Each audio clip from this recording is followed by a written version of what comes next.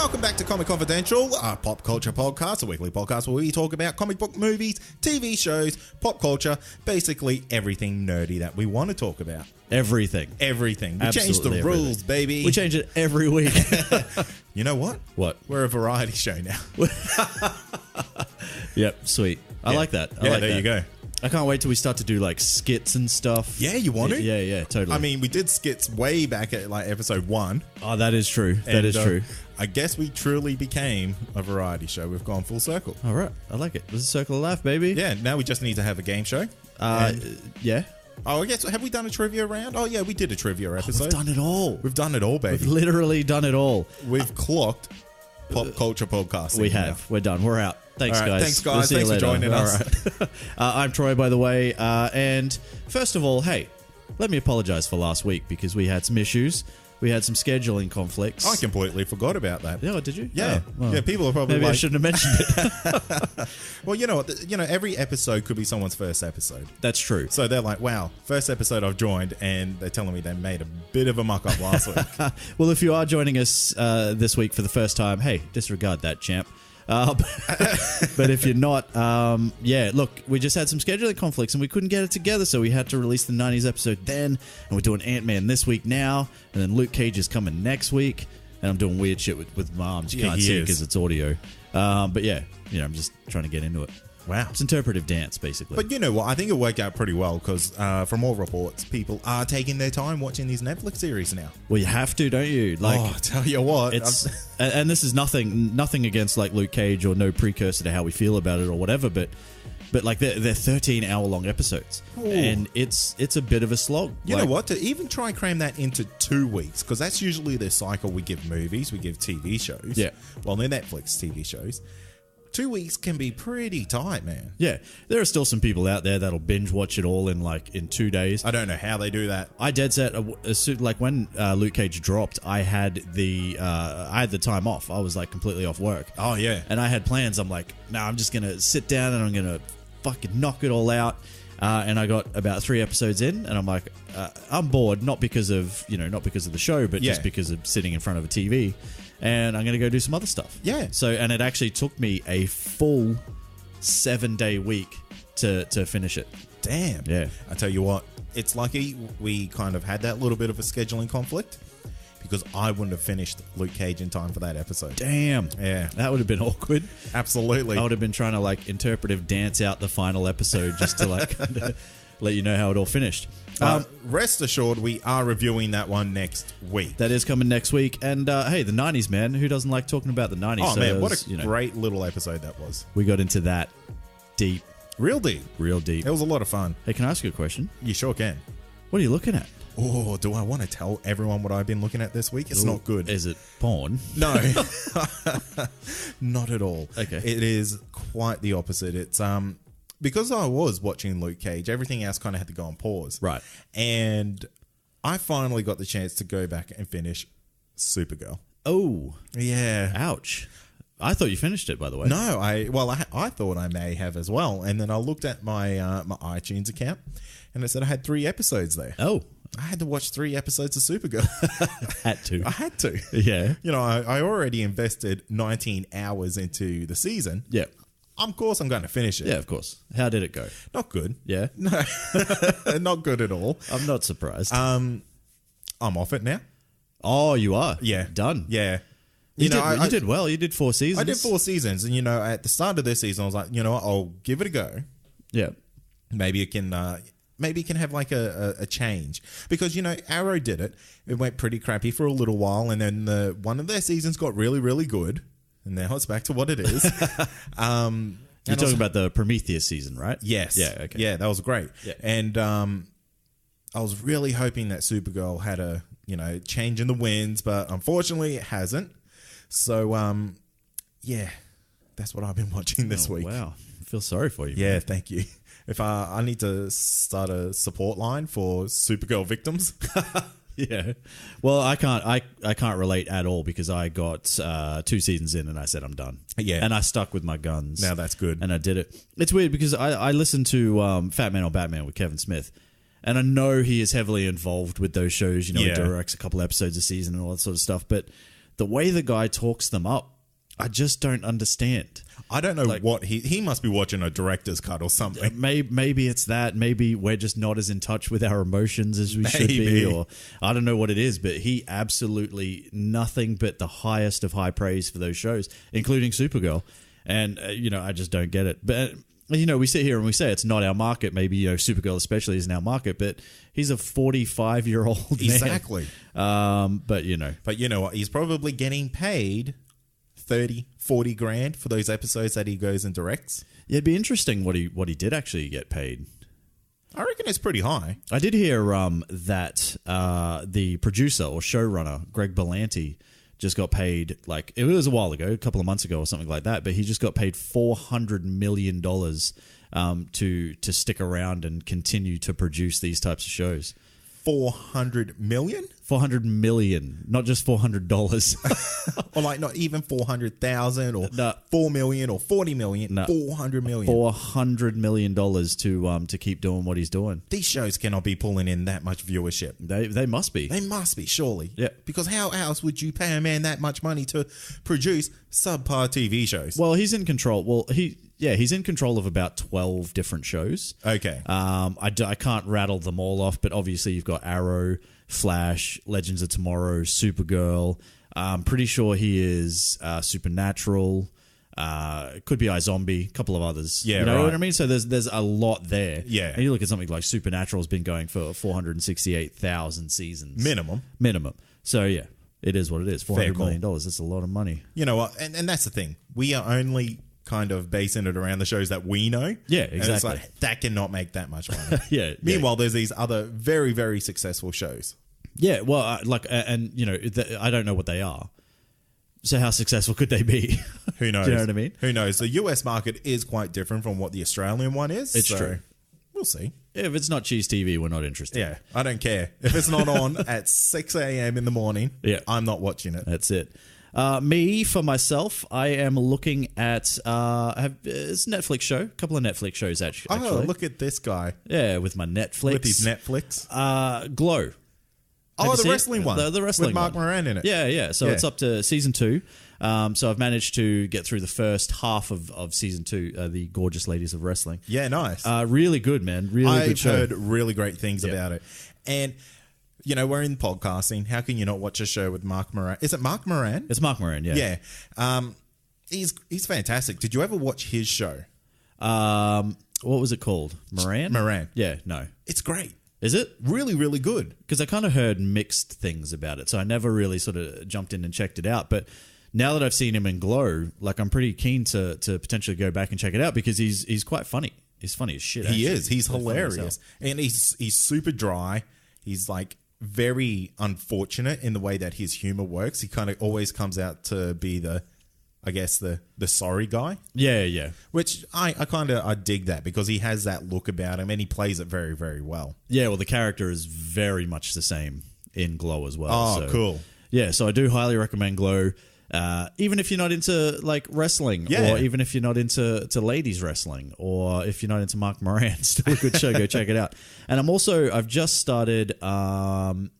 It's a show called Godless, which is also on Netflix. I've heard about this. Yeah, which has had some pretty high praise. Yeah. It's kind of like set in the late 1800s, America, like the West, I guess. Ooh. Yeah, I don't know how you feel about it, but Jeff Daniels is in it. Okay. Yeah, he's pretty good. Yeah. And you won't really know too many of the other people at all, but I've only seen an episode so far.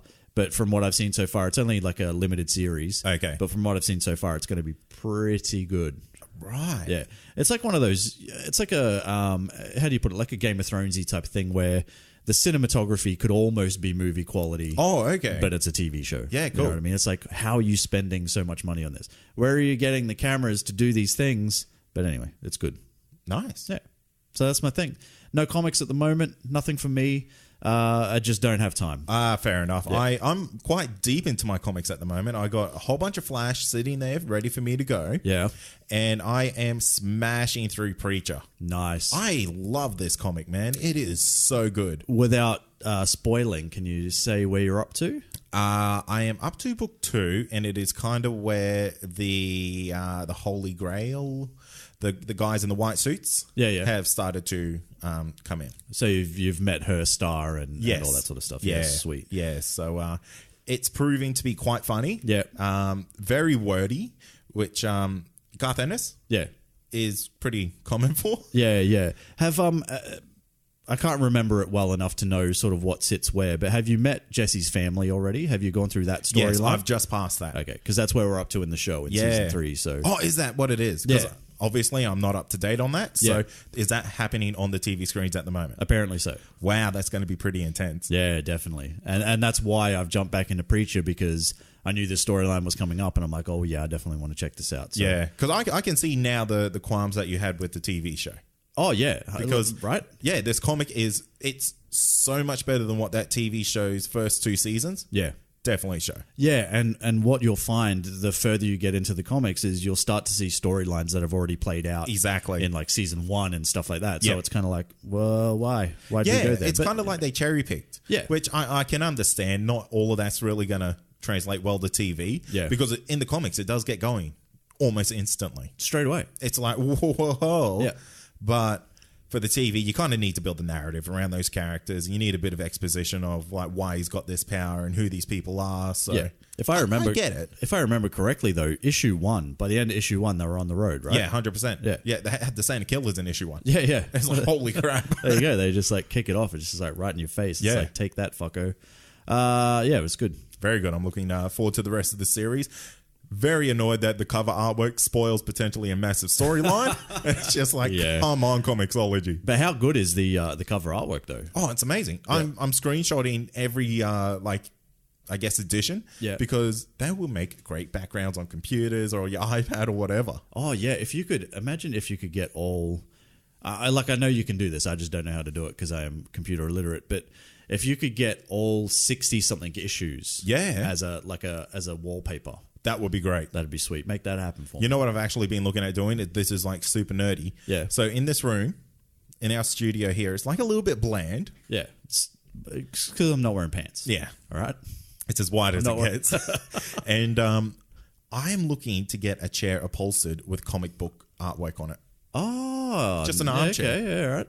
So the guests who visit the studio will sit in the infamous CC chair, which is covered in comic book covers. Oh, damn. I like that. Yeah. The infamous CC chair. Yeah. Covered in comic books and God knows what else.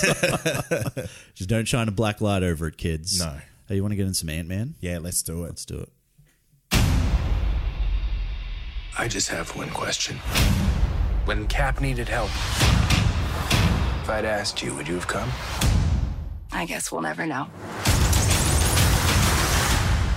But if you had, you'd have never been caught.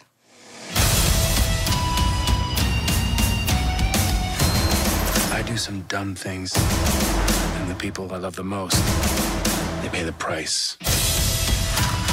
Thanks to you, we had to run. We're still running. Let's go. Just when you thought the MCU was done for 2018, along comes the 20th installment into their cinematic universe. That is, of course, Ant-Man and the Wasp. The follow-up to 2015's sleeper hit Ant-Man, this pint-sized film has some big shoes to fill as it follows in the footsteps of the almighty Avengers Infinity War. Can Marvel's smallest hero give us a massively good follow-up? Or will it fall, well, short? Let's find out.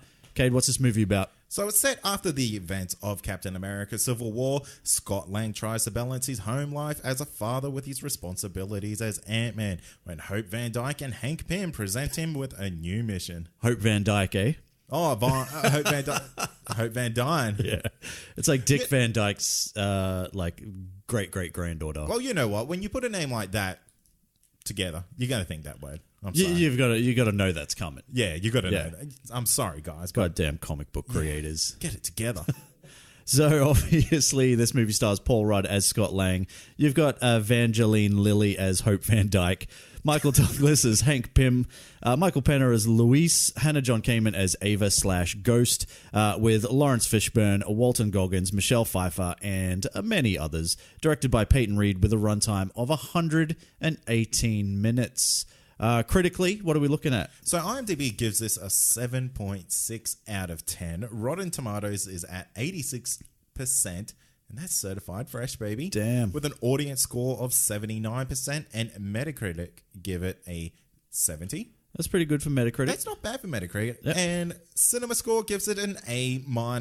Which, weirdly enough, is one of the lowest Marvel Cinematic Universe scores in a while. Wow, really? They've all gotten, or recently, they've all gotten A's or A pluses. There you go. Yeah. Financially, a bit soft. So opening weekend did $75 million. Domestically, so far, it's, at the time of recording, it's pulled in $82 million in the US, $85 million foreign, for a worldwide total of $168 million on a $162 million budget. So it is going to, well, it's made its money. Now it's just got to make some marketing money. Make some money to put in the bank. Yeah. You know what I'm saying? So let's talk about it. So we're going to do this a little bit differently, you guys. This will be one of the first reviews that we do with a little bit of a different format. We're actually going to have a non-spoiler section where we will break after that, and we'll come back in with some spoilery thoughts. And when we do the spoilery thoughts, it's going to be, a little bit new. A little bit new, a little bit sexy. Yeah. A little bit more fun, some would say. Maybe. We haven't done it yet, so who knows? It could be terrible. So yeah, talk to me. What'd you like? Oh, man. Okay. Kicking off with fun. This is what this whole movie is. It's just like a pretty fun romp. It's everything that you like about Paul Rudd is like turned up to about 20 in this movie. Paul Rudd is so good. Paul Rudd is like the most lovable and relatable person in the world because he's just like a normal guy who has normal problems, does normal things, but he's somehow got his hands on one of these amazing suits that gives him all these abilities. Yeah. Which is fantastic. He's not an Iron Man who's like a super, intellect or something like that. He's just this normal guy who fell into it. Well, I think he's a pretty good crook. You know what I mean? Yeah, like he's, exactly. He's good at breaking into things. What I like, that's kind of his thing. That's his thing. What I like about Paul Rudd, he's kind of like he's an underdog. Yeah. And if there's anything that us Australians love, it's a bit of an underdog. Oh, definitely. Especially the movie Underdog. Underdog. Yeah. Yeah. Any movie with a dog in it. Ant-Man, an ant story. Exactly. Yeah, I like that. Yeah. I loved Hope in this movie. Yeah. She is so badass. Oh, she's a killer. Man, she is genuinely far from a hero that I would have expected in the MCU. But she absolutely kills it in this movie. How so? She's just like, she's a scientist's daughter. She there's no real backstory to what this character is apart from her mother's gone. She's a little bit clever. Yep. And then all of a sudden she's this top level ass kicking hero. Yeah. It's in the genes, though. I think like it is when in the both genes. your parents are superheroes. Like, effectively, her parents are the original Ant-Man and the Wasp. Yeah. So you got to think at some point you're going to get some of that rubbing off on you. I think so. And I do remember in the first movie, we see her kind of doing a little bit of a bit of a training montage with some fighting skills and stuff like that. Well, she's the one that effectively trained Scott to be Ant-Man. But none of that actually rubs off on him. No. He's not a great fighter by anything. He's still not. He's still not. He's just a guy Yeah. that seems to fumble his way through, which is the lovable part that is Paul Rudd. Yeah. He's just Paul Rudding all over the place. He is. Which is kind of great. The movie, as a whole, it's fun. It's enjoyable. The action in this movie is top notch. Yeah. Bit of a downer that you kind of see a lot of the action in the trailer. Yeah. But it is one of those things. It's one of those things these days where you've got to show your best parts in your trailer. Otherwise, how are you going to get me in the cinema to see it? Well, I'm always going to go. Yeah, well, look, I mean, you're always going to have our money. Yeah. Okay, so if you're listening out there, Disney, you don't have to worry about anything. You can do whatever you want. You're still going to get our dollars. Yeah. But I think, at some point, I think we as the audience have to start going, all right, well, maybe I'm not going to watch the trailers and stuff like that. 100%. So. I agree with you on that one there. The fight scenes in this were really well done considering they're from all different perspectives. Yeah. We got a little bit of that in Ant-Man, but this really kind of took it up to that next level with the Wasp, with her abilities and so on and so on, because they don't show all of that in the trailers, which is quite good. Well, on top of that, like the fight scenes involving Ghost, right? So Ava, Yeah. you have to understand the shit that they must have had to have gone through to make this happen, because you've effectively got this person sort of being able to phase through punches and phase through stingers and phase through walls and do all this sort of stuff. I can't even fathom how that fight scene comes together. Yeah, how do they choreograph Yeah, that? exactly. To kind of become a cohesive scene. So when you're looking at it on screen, you're like, holy fuck, that's cool. But when you actually start digging into it, you're like, no, that's fucking deadly. Yeah. So yeah, I think like, underselling it a little bit, but I think it's great. Well, you know what? I'm going to go on the record and say this has the best fight scenes in any MCU movie. You can't say that. No, I genuinely am saying that. Are you high? No, name something better.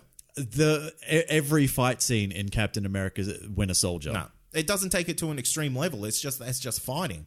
This is unique. This is different. Okay, Captain America Civil War.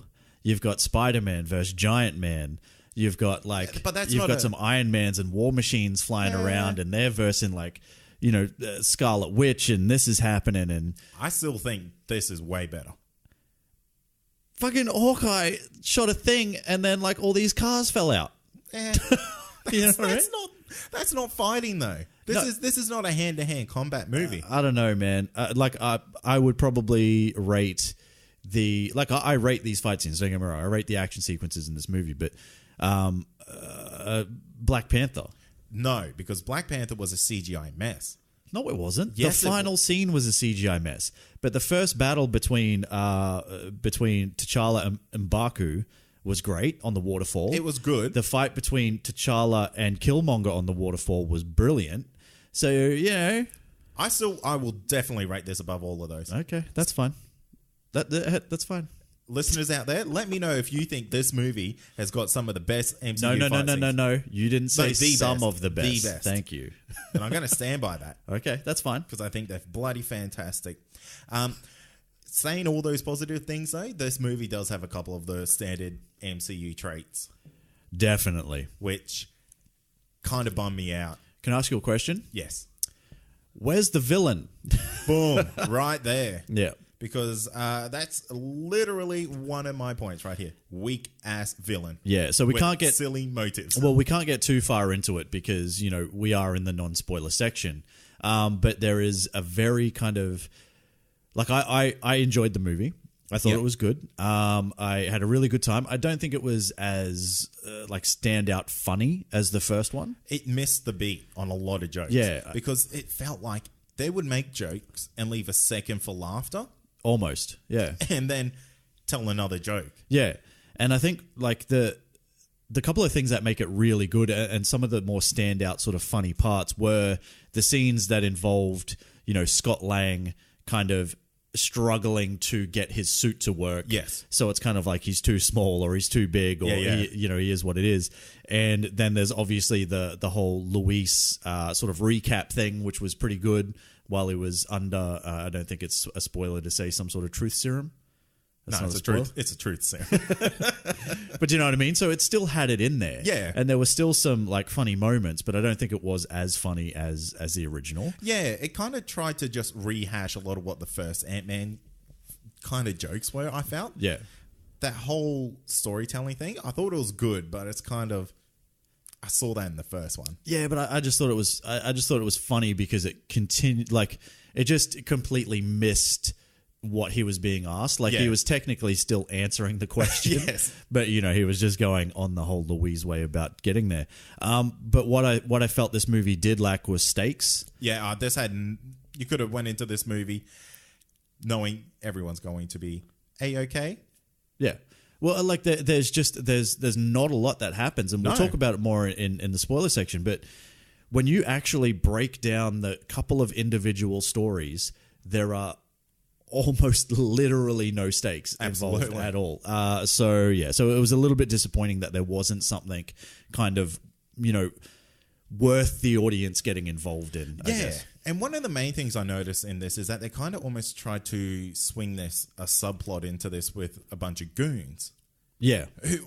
Who I feel were only there for a little bit of comic relief and one cool action scene. Yeah.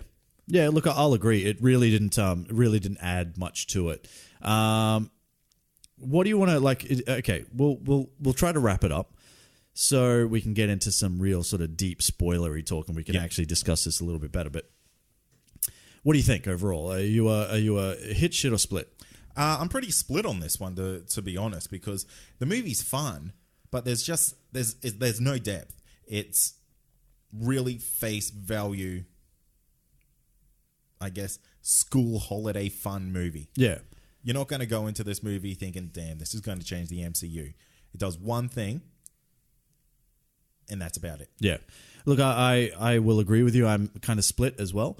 And look, it's easy to say that this, there's nothing wrong with this movie, right? In the sense of, and that's the thing. There's nothing wrong with this movie. But it's apart from one thing that kind of happens at some point, which we can't talk about yet. It really, it doesn't add value at all. Yeah. It's kind of like out of time, as it were. Like this kind of movie probably should have happened before we got to Avengers Infinity 100%. War. Because if you try to follow up something like that with something that's just like you've just had the most high stakes thing that you could possibly have, and now you've just got this thing where it's like, oh well, we're kind of trying to get our mum. He's on probation, so yeah, and that's kind of it. So it just kind of fell short for that. So we're both split. Couple of splits, baby. Couple of banana splits. All right, well let's stop it here and we'll get into some spoiler talk.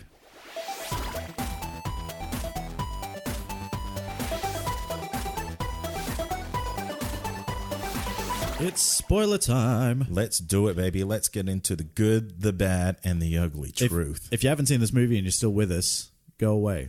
Yeah, you've been flat out warned. I have no pity for you at this point. That's right. But yes, this is the spoiler section where we're going to get into everything that we possibly can. Not that there is a hell of a lot to get into, and not really a hell of a lot you can kind of spoil with this movie. No, not at all. Until you start talking about like mid-credit sequences and things like that. But even then, it's not a surprise. Yeah. So, all right, let's get into it then. So, you want to break it down? Yeah.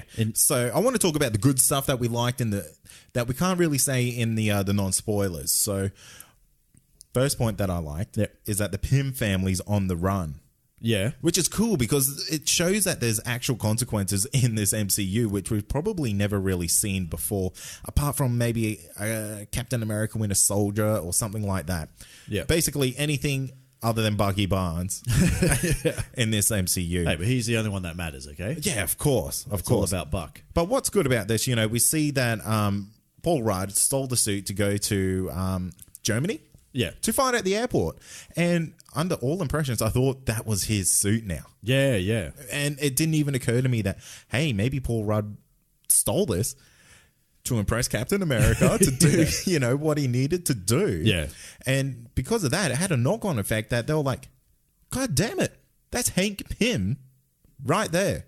Yeah. Or that's Hank Pym's technology. Yeah, yeah. We need to go get this guy because he's obviously still out and about doing things outside of S.H.I.E.L.D. that he shouldn't be doing. Yeah, and all brought about by the Sokovia Accords from Age of Ultron. Yeah. So, yeah, there are ramifications from then. Yes. Oh, sorry, was it Age of Ultron? Civil War. Sorry, what am I talking about? But it was because of what happened in Sokovia, okay? I'm technically not wrong. But anyway, you get to now, and, yeah, Hope and Hank are dead set fugitives. Yeah, fugitives because of the actions of Scott. And because of that, there's been a big rift in between the two groups. Yeah. And now Scott has kind of accepted his life under 2 or 3 years house arrest. 2 years. 2 years house arrest. And these two are now just on the lam. Yeah. Yeah. I like that. And I thought that was a really good dynamic to add to the movie. Yep. Bit of a cheesy thing that they came to him when he had like 2 days left. It's kind of like the whole, I have 2 days till retirement. Yeah. I'm getting too old for this shit. Yeah, I'm getting too old for this shit. A little bit cheesy, but I do get it. It's a kid's fun movie, so I'll let that slide. Yeah. But damn. Damn. I'll tell you what I liked. I loved the goddamn friggin' like treasure hunt house thing that he built out of cardboard in his house. That was cool. Kid. Yeah, that was so cool. Man, I need to deliver as a dad. Hell yeah, you do. I cannot do that. Well, look, you won't be under house arrest where you've effectively got 24 hours a day stuck in your house to like build it. But yeah, I just thought like his relationship with his daughter is kind of what I'm getting at. Yeah. And, in the comic book, she does grow up to be a superhero. A young Avenger. Yeah, she does. And it's kind of like leaning towards that in Yeah. her saying that, you know, she wants to be his partner and all that sort of stuff. But I did like the relationship between Scott and his daughter Cassie. I want to say Cassie. Let's run with that. Yeah, if it's not Cassie. Cassie, I'm sorry. I apologize if it's not your name. But yeah, I thought it was nice. I thought it was sweet. Yeah, no, it was. It was very, very sweet. Yeah. Obviously, we've already spoken a little bit about the action sequences, right? And there's not really a lot you can spoil in this so much. No, not really. I mean, one thing though, there wasn't enough like bigging of small things. Oh, man. Every big of small thing or every small of big thing we almost saw in the trailers. I know, and it was a little bit disappointing just for that fact. Give me some other stuff. Well, I thought the like the little Hot Wheels car collection was pretty cool. Yeah. Like imagine just being able to roll around with that thing. Heavily sponsored by Hyundai. Oh, heavily sponsored. I'm like, as a Hyundai driver, I was like, fuck yeah. Yeah, that's me, baby. That's me. Beep, beep. But yeah, it's like every time they had an opportunity to show that like H badge. Oh, it was right there. It was front there. and center. But like I really liked that kind of concept of being able to just, you know, shrink your car, put it away, pick out a new car, and off you go. How many of those are stolen cars? All of them. They have to be. Have to be. I like the fact that, you know, like the technology is a bit strange as well, because it's kind of like the car is effectively a suit. Yes. When you think about it, because everything contained within it also shrinks. I know, and which this is is not where, also always the case. exactly. Yeah. This is like the science gets a little bit iffy about how this works because, okay, it can shrink a whole building, but it won't shrink the bird that's on the building, but it'll shrink everything that's in that building. But they had to get out of the building. Yeah. Like they couldn't be in the building, it seemed like. Maybe that's because they couldn't be shrunk, but they needed to be big so they could carry the building away. But they could just make themselves big again. Yeah, see, I don't know. It's very weird. It's a bit strange. It's a bit weird, but I did like, it was just disappointing that like the cool things that we did see, like the salt shaker that she threw, that she bigged up, and the pears and, you know, all that sort of stuff. We really did see a lot of it. Definitely. Which, you know, a little bit disappointing. Pretty fun to see though that he has these ants almost like robots. Yeah, I am kind of I'm happy that they didn't rely on the ants as much in this movie as they did in the previous one. Yeah. They were kind of like, you know, secondary characters. Absolutely. And they didn't try to make it an emotive character. Yeah. Which was good because I think they may have got a little bit of backlash of, dude, it's an ant. Yeah. Seriously. It's not that cool. It's not that cool. We do see that scene where he's at the pier and he's trying to call all these flying ants so he can go over to the boat and all the seagulls just keep eating his thing. Yeah. Little drop when it hits the water. I died laughing at that. Just, you know, simple humor like that gets to me. Yeah. It's just good. It was good. So yeah, but just going back to the fight sequences and this whole storyline with Ava, which we haven't even really spoken about. There's kind of like there's a couple of different storylines, and we find out that Ava has actually been affected when something went wrong with an experiment based on Hank's technology, but it wasn't him doing it, yeah, or something. So yeah, I'm gonna get to that in my bad. Yeah, okay, well we'll do that. But yeah, it just I guess my whole point is I liked the character. Like I thought she was great, and I hope we do get to see more of her. Yep. But like I know they're kind of talking about like working on fixing her, which I thought when I get to my bad, oh boy, am I going to unleash on some Michelle Pfeiffer mind touch action. I like to call that E.T. Yeah, basically. But I hope they don't. Like I hope, or if they do fix her or heal her, she still has her abilities, Absolutely. but is able to control them. Yeah, definitely. Because I love everything that the character can be. Yeah. I just don't like what they did with her in this movie. Okay. Well, we're talking about good stuff. We're talking about good stuff. Let's talk about a character that I love. One that I think is going to be the absolute standout for the MCU, and that's the Wasp. T.I. Oh. Yeah, T.I. T.I.'s character. Yeah, the Wasp. I mean, this character has probably become one of my instant favorites in the MCU. This was the Wasp and Ant-Man. This movie. Yeah, absolutely. I mean, Ant-Man really took a back seat in his own movie. This is the BVS of the MCU. Yeah, pretty much. But yeah, I completely agree with you. Go on. Yeah, you know, she's a savage fighter. She's determined. She's smart. She's driven. She's everything that you kind of want in a hero that you never realized was in there. Yeah, yeah. Which I think, you know, I kind of like there'll be a lot of people that'll kind of turn around and go, oh, they're just trying to like make up for the fact that they haven't kind of put a female in the spotlight as much as they should have, and now they're trying to make up for it and all that sort of stuff. But I think when you've got a character like this is a character that can carry a movie. Definitely. And they've basically just shown that, because it's 45 minutes before we even see, and I don't know if that's true, but it feels like it's 45 minutes before we even see Scott in a suit doing anything Ant-Man related. Yep. But we've already seen the Wasp out there kicking ass and doing stuff, and it's not until Ghost comes along and they have their little bit of a fight that he says, fucking give me the suit, dude. I'm going to go and try to give her a hand. But the whole thing leading up to that is her being effectively the hero. Yeah, and absolutely. there's still a lot more of that as that goes on. Yeah, definitely. And the way they really utilized her power set and how everything kind of just works, it really takes her to another level. She's got wings. She's got wings. She's got almost stingers. Yeah, stingers, blasters. Man, it is unreal. She almost seems undefeatable because she can't be knocked down. Well, yeah. And when she got knocked out of the car, I was like, oh, damn. No, she just shrunk and flew away. Off she goes. That's really smart. What if we're in the kitchen scene, okay? The kitchen scene, which was a kick-ass fight scene, by the way. I liked it. The best in the MCU? No. But it's good. Know, it was really good. Was very good. No, it was really good. Don't get me wrong. I'm not shitting on the action sequences in this movie at all. Just so you know, the fight I'm talking about is with her and Ghost. The first one? Yeah. Yeah, look, that's fine. But to say that it's the best in the MCU... I'm going to stand by that. I feel like you're high. But that's okay. That's a poll. Just so you know, it is a fist fight, not a blaster fight, not a rocket fight. She used her blasters. Mate. She literally used her blasters during that fight. Barely affected the woman. But that's because she phased through it, because she also has powers. Yeah. You want to talk about a fight scene? You talk about Bucky versus Cap in the street on the highway in Winter Soldier.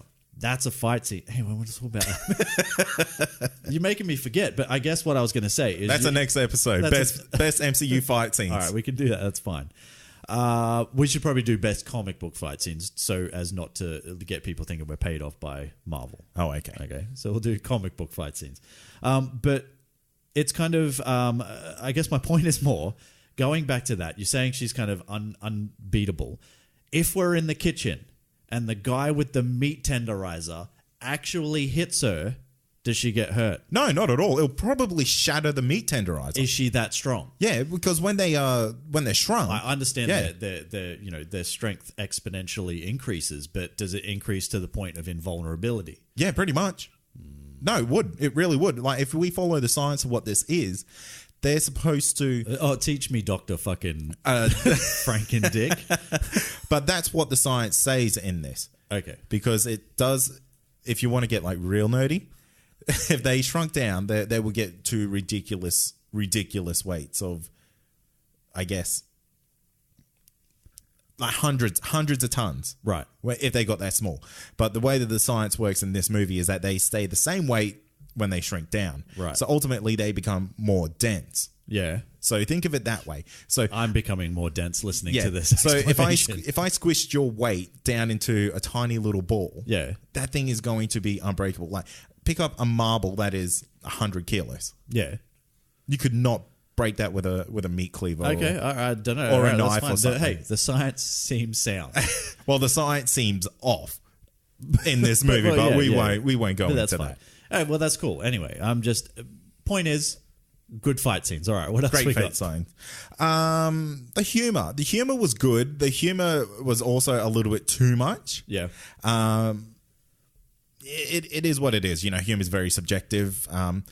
They did try to push it a little bit too much in some scenes, but overall, you know, Did you have an example of where they kind of pushed it too much, or the retelling scene? Okay, yeah, I thought it went on maybe just a little bit. Yeah, but the way that they got there worked really well. Yeah, okay. So in the sense that, oh man, you just got to ride with it. Once he's there, he's on. It's going. Yeah, that was great. I pissed myself laughing. I was in the cinema by myself, but I pissed myself laughing when they went to school to get the award. Oh my god! Oh and my his god! suit fucking malfunctions, and he's like smaller than a kid. Yes, and yeah, that was hilarious. I died. That's great. That's really good humor. That was really well done. And then she's kind of like, I don't know. I thought it was great. I thought it was really well done. So they did some good things. They did some really good things with the humor. But I think you're right. Like it didn't hit as well as it hit in the first one. Yeah, exactly. And maybe because we're kind of expecting it. Yeah. And what we got was a lot of what we got in the first one anyway. So yeah, we got a lot of giant man, which you can't really like. That's good. I do like that, and I like how they said that he kind of gets tired a lot quicker when he's giant man. Yeah. So does that mean, in theory, like he has unlimited energy in a smaller version? You would assume so. Yeah, you would think so. I guess so, because I hate the science in this world. Well, I guess then, if that's true, then why wouldn't they stay small? Yeah, exactly. What's the point in going big? You go big or go home, mate. Oh, fair call. That's why the saying's from. It's from Ant-Man 1. It's from Ant-Man 1. So you're not small all the time. So should we move into? Do you want to move into the bad? Or, yeah, let's do it. Well, let's move into the bad.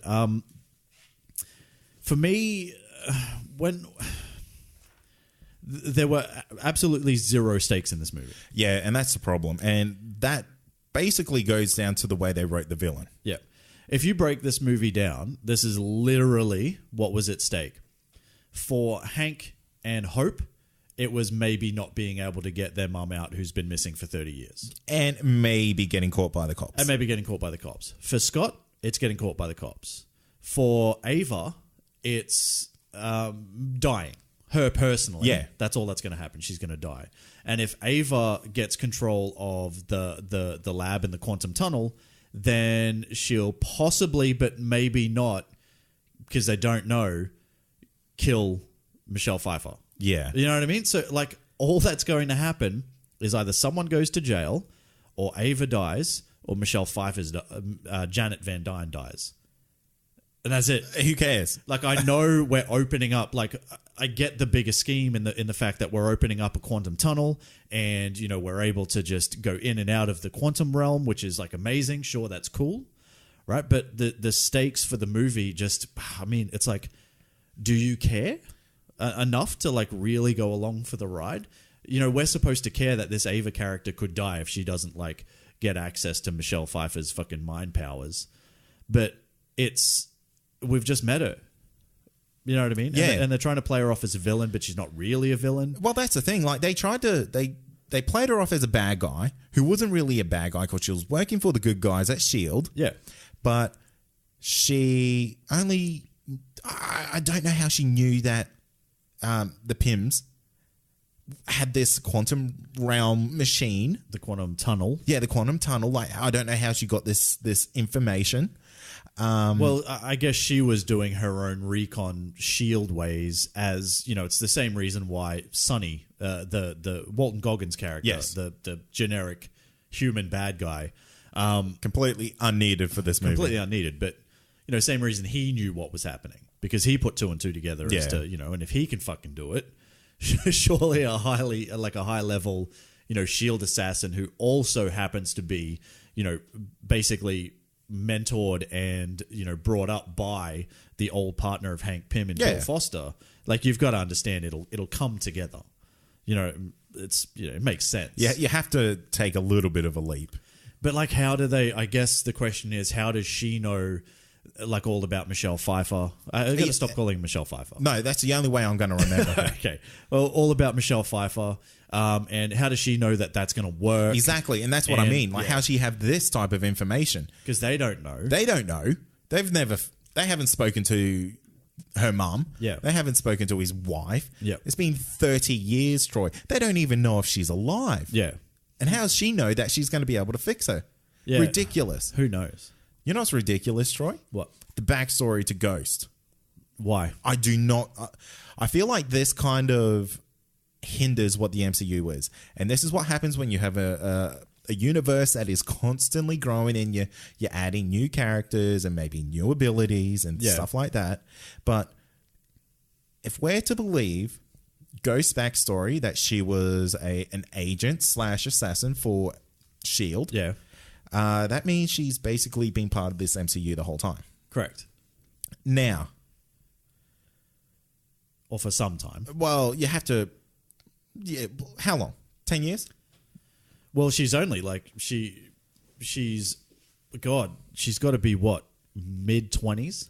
Has to be. You know, something like that. So you would assume maybe only for the last like 5 years, Maybe. say, Okay.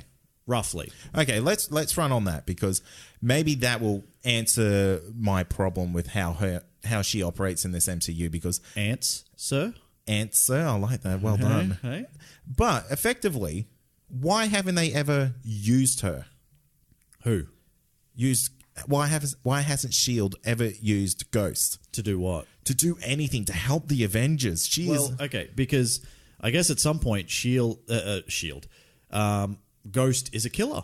Like she is effectively the dark side of Shield that Shield probably doesn't want you to know about. what's Black Widow?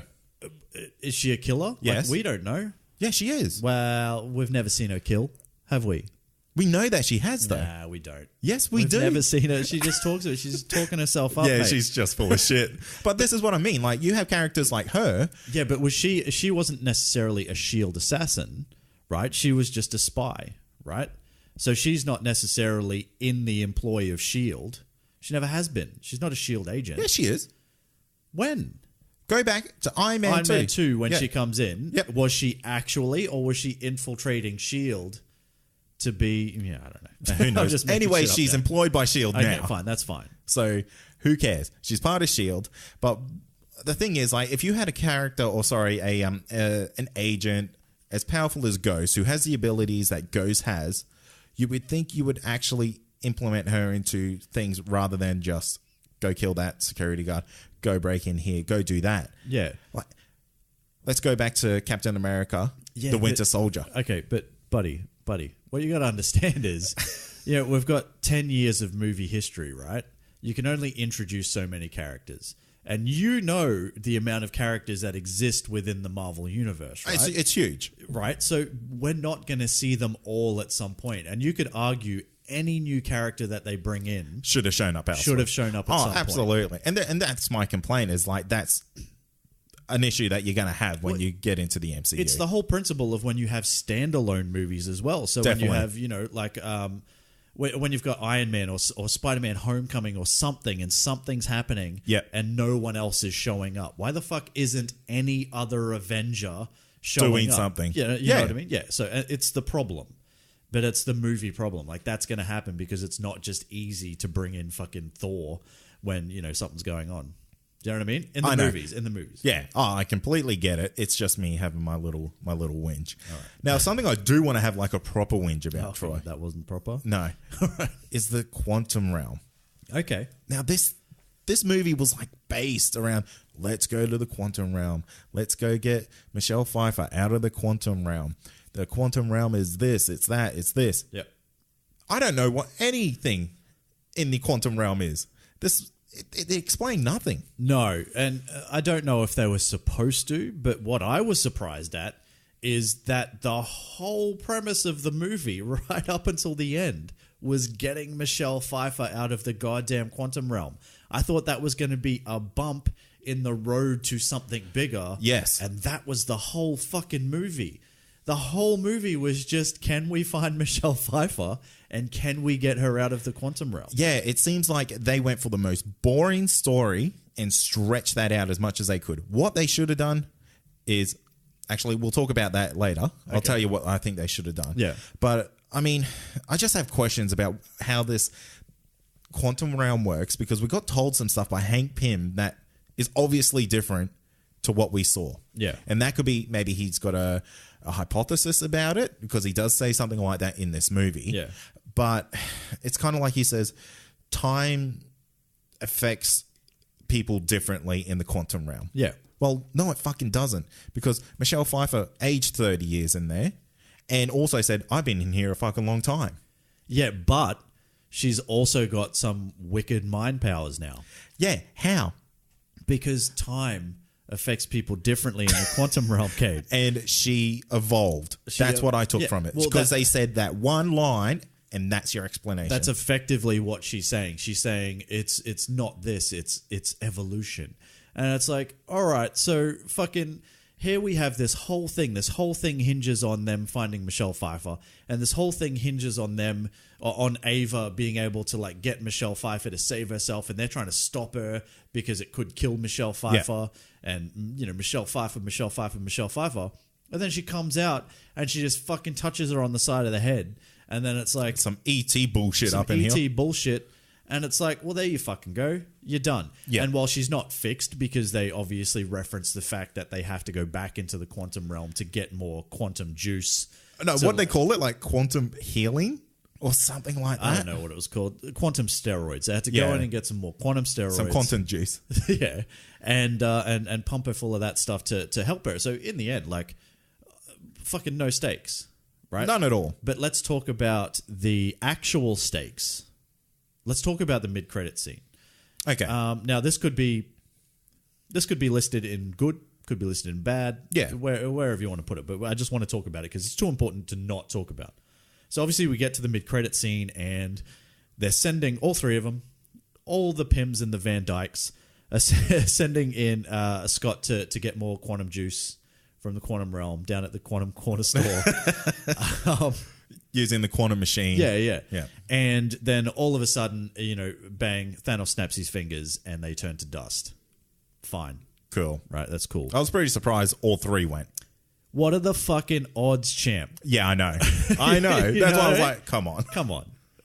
There's a 50% of the population is going to go, and we're just led to believe that all those three are going to go. It's not, I don't know, math, but it doesn't seem right. No. You know what I mean? That's 3/4 out of that group. So now I know. So now we know that Scott is, he's in the quantum realm. He's going to get stuck in a time vortex. Something's going to happen because Hank said, make sure you don't get stuck in a time vortex, champ. And it's like, well, guess who's about to get stuck in a fucking Troy, time vortex? There's good exposition, and then there's that. It's kind of, is that a time vortex? Yep, sure is. Oh, don't get stuck in that because things will happen that will possibly have ramifications for future movies. It's so almost don't like you do it. Yeah, he almost should have said, "Hey, if there's a time vortex, don't go in there because you can go back in time and change things." Yeah. So subtle. Yeah. Look, it is what, like, I thought it was great. It's like, oh, holy shit, like, what's going to happen now? Except you know what's going to happen. Yeah. Now. And what are the chances of all three of them fucking disappearing? Fucking none, champ. None. God damn it. So, I didn't stick around for the end credit scene because I heard it was like nothing. It shouldn't have because it was an ant playing the drums. You see it in the damn trailer. Oh, seriously? Yeah. You saw the ant playing the drums in the goddamn thing? Yeah. Apparently there was something about a television or something, and then the broadcast drops out or something like that, or... Yeah, all it was is I think people say it was showing the big metal ships dropping in Wakanda. Right. I didn't see that. All I saw was like the emergency broadcast system. Yeah. And that was it. Which plays into the whole... Yeah. Like Thanos just did his thing and like half the population died. Yeah. That ant survived, so that's good. Yeah. Because I did read somewhere that it affected animals and everything as well. Yeah, it did. All life on the planet. So that's interesting. Very interesting. All right.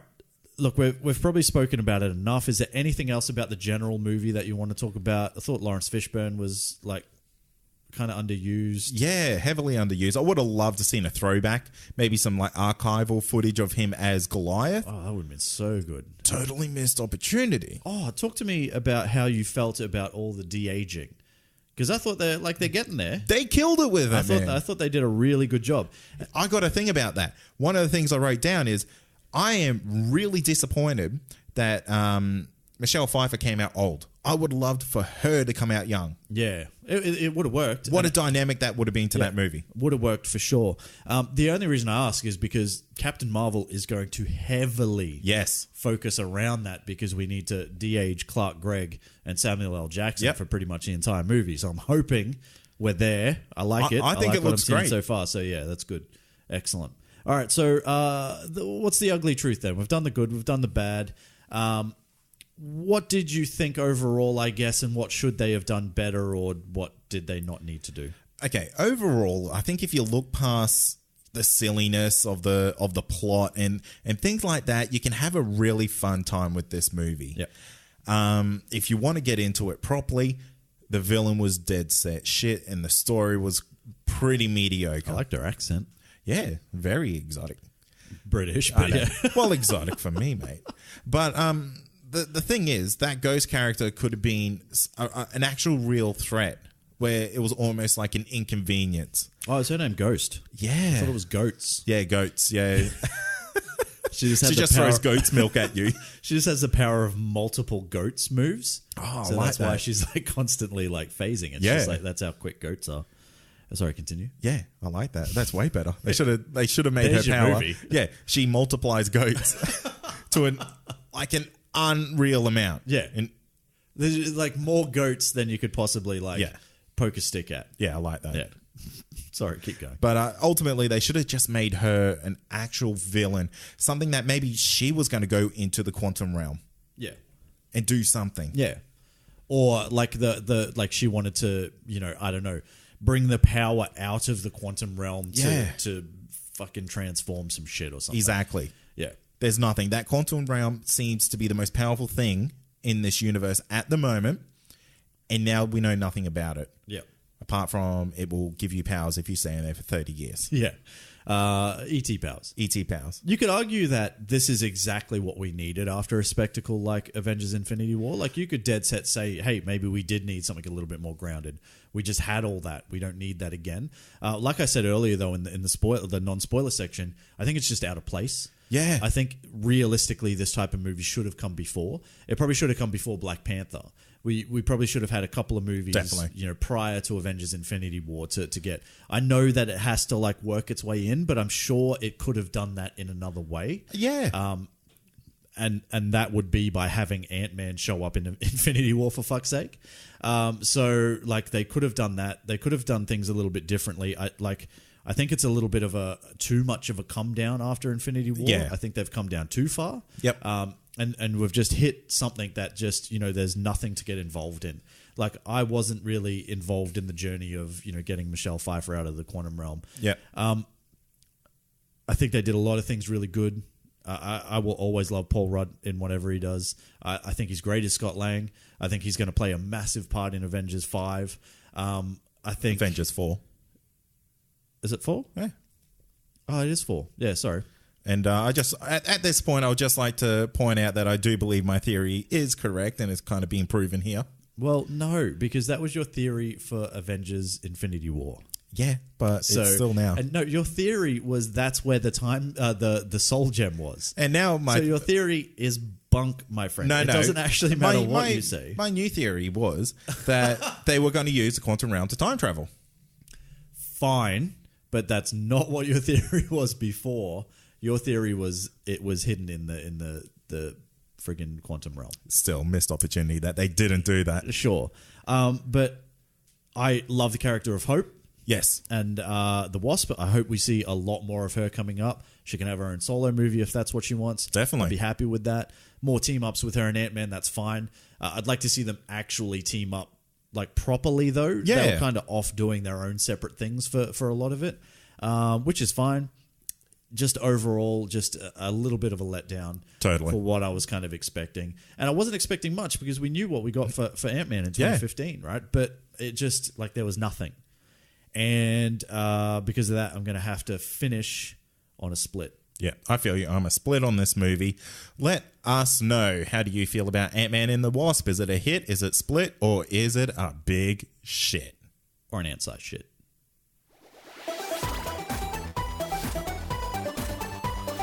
And that's going to do it for another episode. Stay tuned for next week's show where we finally and actually review Luke Cage Season 2. It's coming, I swear. It's whether you want it or not by this point. It's happening next week. You know, I think a lot of people probably will just get around to finishing that too. Yeah. So I feel like that's a well-placed, well-timed episode. We did this for you guys. We did this for the slow ones of you, and I mean slow in the sense of not. Wow. I mean slow in the sense of not being able to watch TV shows as quickly as everyone else. Okay. That's fair. And for those of you out there that finished it on the day it came out, I apologize you've had to wait this long just to hear our thoughts. But our thoughts are going to be worth it. Let me tell you, because I actually took notes every episode. Did you really? Yeah, because I knew by the time we got this done, I'd forget the whole fucking thing. So now I get to go back and actually check out my notes. So yeah. I did it right this time. Wow. Yeah. I'm impressed. All 13 episodes got some notes. I don't know if you needed that many notes, but we'll talk about that next week. Troy, in the meantime, where can the people find us? They can find us on Facebook at Comic Confidential. We've got the listener community as well. That's Comic Confidential Listener Community. That is where we are the most vocal, so get on there and join us in there. We also have an Instagram and Twitter. That's at ComicConPod. We also have a website, Cade. That's comicconpod.com. Past episodes, future episodes, and everything in between. You can also find every other show on our network on that domain. So head over there and check out all the goodness. What are they? Tell them. Tell They the people. have Potterheads. So if you're a big Harry Potter fan, go check out that bad boy. Can I ask you a question? Season 2 Is it coming? Yes, 25th of this month. First episode drops. Nice. I'm Yeah, so excited. I got a couple in the bank here. So they're going to start dropping very soon. Nice. So the other shows on the network are the Countdown. So if you like movies and top 10s, go check out them. Yeah, do it. If you like movies and top 10s and C-bombs. Yeah, they say a lot of C-bombs. Yeah, I like it. Yeah, you would. It's good. You would. Do not have a swear jar around you when you're listening to that show. And the final show on our, I almost said episode, on our network is So Here's the Idea with Shad Wicker. Ooh, Shad, baby. Yeah. Funny stuff. Very funny stuff. And he's going to be doing some fun stuff on his show very soon, so keep an eye out for that. Nice. You got to get him on this show. Yeah. While I'm kind of floating in and out, doing my thing. Yeah, I'm actually trying. I'm like, mate, let's talk about a classic pop culture movie that you like, and the recommendations he's been giving me are terrible. Like what? Steel? No. Because no one's fucking doing Steel except for me, let me tell you. Someone's going to steal off you. Don't you dare. Whoever you are, don't do it. I want Steel. Yeah. And I want Mortal Kombat. And I want Die Hard. Okay, I was going to say, what about Die Hard? They're the only three I want. Actually, we'll be having some of those episodes coming out very soon, so if you're a fan of those older pop culture classics, be sure to tune in and listen to them. Yeah, we'll have a little bit of a different spin on it. Not the normal way we do stuff. It's going to be a little bit different. What else we got? We've got a Patreon. That's patreon.com/ComicConPod, where you can, for as little as $1 a month, support the show. You get yourself a bonus episode every week, even on weeks when you don't think that a bonus episode is going to drop because no one can actually get together. Yeah. Cade still manages to make it happen somehow. Magic, baby. Magic. So that's happening. You get that. $2 and up, you get into the chat. There's a chat happening. There's whole heaps of stuff. You can get shirts and stuff. All that. That's a thing. All those are things that you can get for joining Patreon. So go do that. Troy, I think that's about it. That is it. I'm going to wrap it up. Thanks for listening. As always, I'm Troy. And I'm Cade. And this has been Comic Confidential, a pop culture podcast. Cheers. Peace. I've really got to burp. You But got I'm to not burp? gonna, I'm not going to do it on the show. Oh, that's very professional I of don't you. think I've ever burped on the show. I don't think you have. You sneezed, you fart. Yeah, I've dropped some sneaky farts there. Yeah. Not afraid to say. But- dropped a sneaky fart or two in the studio. Always held your professional courtesy and never burped. Never burped in my life on the Ever. show. You're welcome, you guys. You're welcome. Now, I want you to try to figure out where those sneaky farts were. If you love this podcast, then head over to comicconpod.com to check out the other incredible shows on our network. Whether you love comedy, pop culture, or movie and TV reviews, CC Radio has got you covered.